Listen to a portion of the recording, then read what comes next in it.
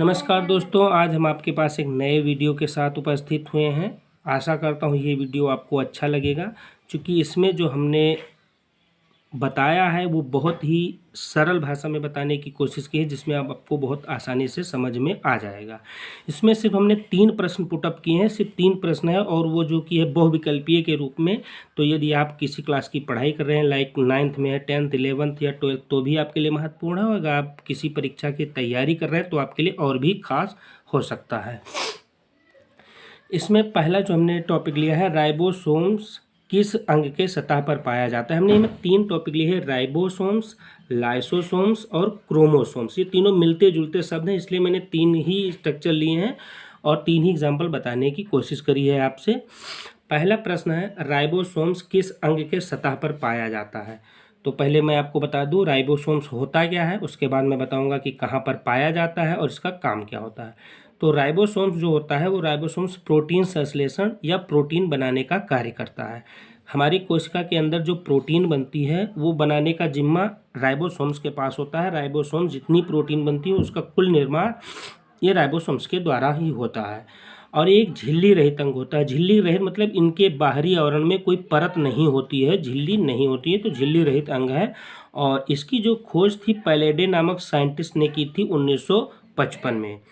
सभी राइबोसोम, जितने राइबोसोम्स होते हैं हमारे शरीर में, उसमें 37% प्रोटीन होता है तथा 63% आरएनए पाए जाते हैं। 37% प्रोटीन तथा 63% आरएनए पाया जाता है, इन्हीं के मध्य वो बनते हैं। तो ये हो गया राइबोसोम्स। अब राइबोसोम्स किस अंग के सतह पर पाया जाता है, तो वो है एंडोप्लाज्मिक रेटिकुलम। एंडोप्लाज्मिक रेटिकुलम के सतह पर राइबोसोम्स पाया जाता है।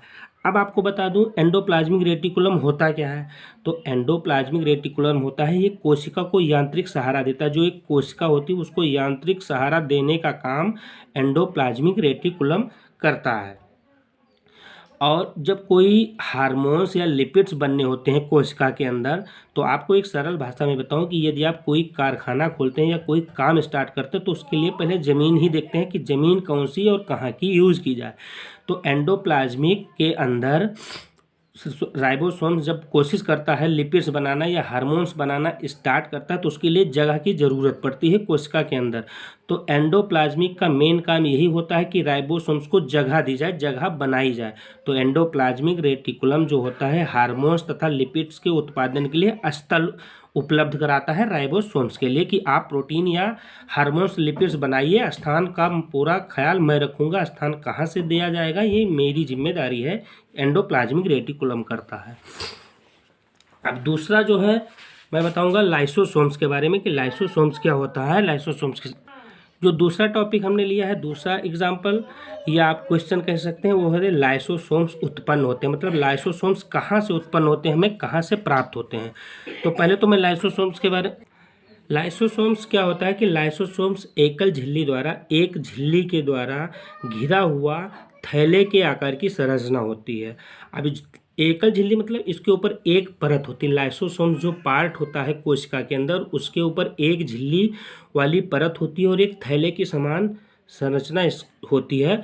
और इस संरचना में जो थैला बना होता है उसमें एक पाचक रस भरा होता है जो बहुत ही शक्तिशाली होता है। शक्तिशाली इतना होता है कि अगर कोई कोशिका मृत हो जाती है या मर जाती है, इसके संपर्क में आने पर ये अपने अंदर उसको ग्रहण कर लेता है। कौन? लाइसोसोम्स जो होता है मरे हुए कोशिका को अपने अंदर ग्रहण कर लेता है, और उसके अंदर जो शक्तिशाली पाचक रस भरा होता है उस रस के द्वारा वो मरा हुआ कोशिका आसानी से नष्ट हो जाता है, जिससे अंदर कोई रोग नहीं फैलने पाता या शरीर में कोई रोग नहीं फैलता है इस लाइसोसोम्स के कारण। और ये काम क्या करता है कि अगर खराब कोशिकाएं कोई भी कोशिकाएं खराब हो गई तो उसको आसानी से नष्ट कर देता है। और लाइसोसोम्स को हम लोग क्या कहते हैं, आत्मघाती थैलियों के नाम से भी जानते हैं, कि आत्मघाती थैलियां भी कही जाती है लाइसोसोम्स को।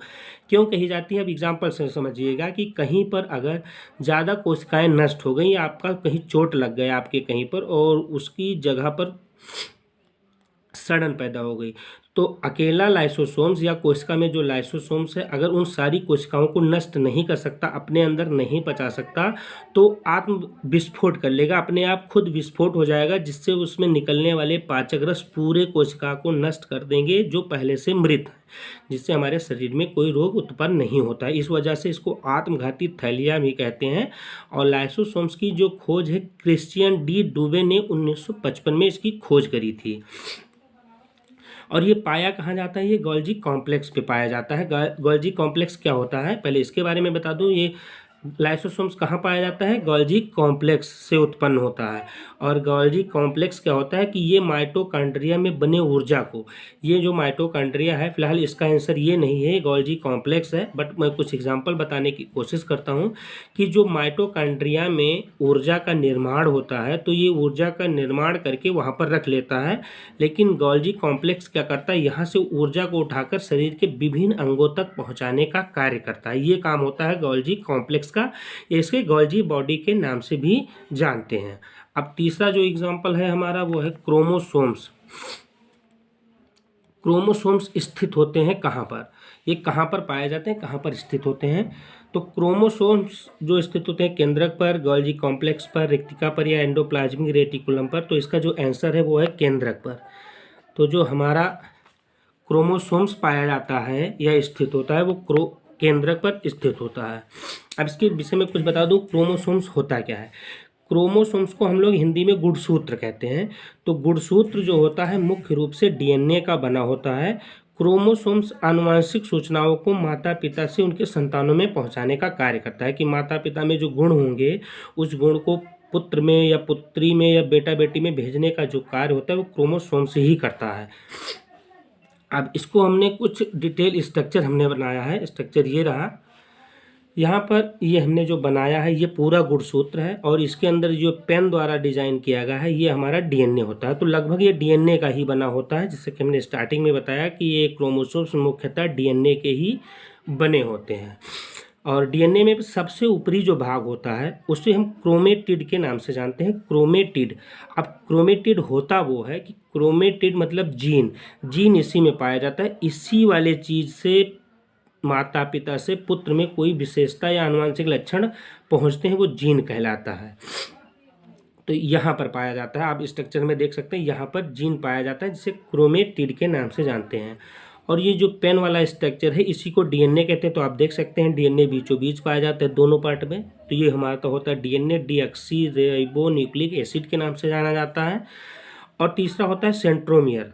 अब सेंट्रोमियर वह भाग होता है जहाँ पर क्रोमेटिड के दोनों भाग आपस में ज्वाइंट होते हैं। तो ये वाला ज्वाइंट वाला भाग है।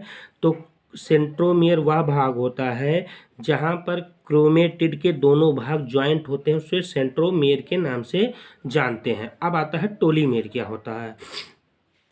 तो टोलीमेर जो नीचे के दोनों भाग होते हैं, जो निचले भाग होते हैं उसी को टोलीमेर कहते हैं। और टोलीमेर ये पूरे गुणसूत्र का बहुत मेन पार्ट होता है। टोलीमेर ये काम क्या करता है कि ये पूरे गुणसूत्र को या पूरे क्रोमोसोम्स को अस्थायित्व प्रदान करता है, बैलेंस बनाकर रखता है पूरे क्रोमोसोम्स को। यदि टोलीमेर किसी कारणवश क्षतिग्रस्त हो जाता है या नष्ट हो जाता है तो गुणसूत्र अस्थायी हो जाता है। इसके नष्ट होने से पूरा गुणसूत्र अनबैलेंस्ड हो जाएगा, अस्थायी हो जाएगा, ये आपस में संयोग नहीं करेगा, अनबैलेंस्ड हो जाएगा। और जैसे ही गुणसूत्र अनबैलेंस हो जाता है तो ये विसंगति का कारण बन जाता है। विसंगति कारण मतलब होता है कि जिस बच्चे में माता पिता का जीन जाना होता है, इसके नष्ट होने से वहाँ पर कुछ अलग जीन पहुँच जाता है जिससे बच्चे कम दिमाग के या फिर कुछ अलग कैटेगरी के हो जाते हैं। तो उसका मेन जो कारण होता है वो टोलीमेर का नष्ट होना होता है। तो आशा करता हूँ कि हमारे द्वारा बताए गए जानकारी से आप संतुष्ट होंगे और आपको वीडियो अच्छा भी लगा होगा। यदि हमारे वीडियो पर आप नए हैं, चैनल पर नए हैं, तो हमारे चैनल को सब्सक्राइब कर लें, जिससे आने वाले समय में हम आपको ऐसे वीडियो देते रहें जो आपके यूज़ में आ सके। धन्यवाद।